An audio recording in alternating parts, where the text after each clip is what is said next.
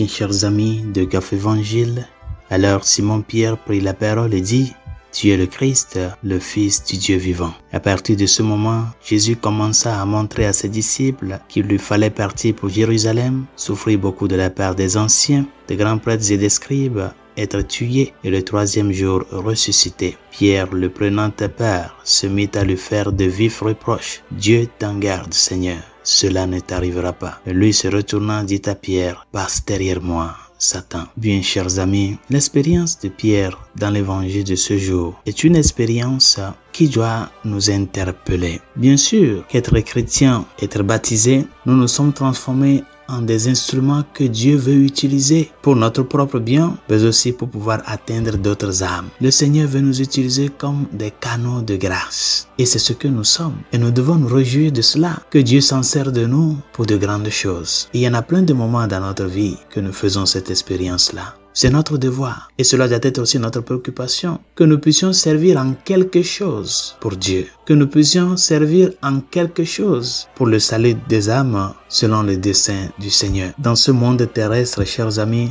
l'être humain est capable de tout. Nous sommes capables du grand bien, mais nous sommes aussi capables du plus pire. Saint Pierre nous a montré en ce jour que de la même manière, quand nous disposons à la grâce, en nous disposant à Dieu, nous pouvons être un grand instrument. Et de cette même manière que si nous ne prenons pas soin de notre identité de chrétien, de notre appartenance au Christ, et lutter pour nous accrocher au Seigneur en cherchant le vrai, le juste, en lui disant: Seigneur, que ta volonté soit faite, non pas ce que je veux, parce que, comme être humain, chers amis, il peut y arriver que des fois, nos vouloirs ne sont pas en conformité avec ce que Dieu veut, parce que nous sommes des êtres fragiles. Nous pouvons aussi se transformer en une occasion de chute pour d'autres personnes. Les lèvres de Simon-Pierre étaient celles d'un prophète lorsque le Père a mis ces paroles-là sur ses lèvres: Tu es le Messie, le Fils du Dieu vivant. Et peu après, ces mêmes lèvres ont été le porte-voix de Satan lorsque, à travers elles, le tentateur a de nouveau harcelé le Christ avec la même tentation du désert, c'est-à-dire lui proposer un salut sans la croix. C'est ce que Saint Pierre a voulu éviter au Seigneur. Oui, tu es le Messie, le Fils du Dieu vivant, c'est toi qui es venu sauver l'humanité, mais que cela ne soit pas à travers la croix.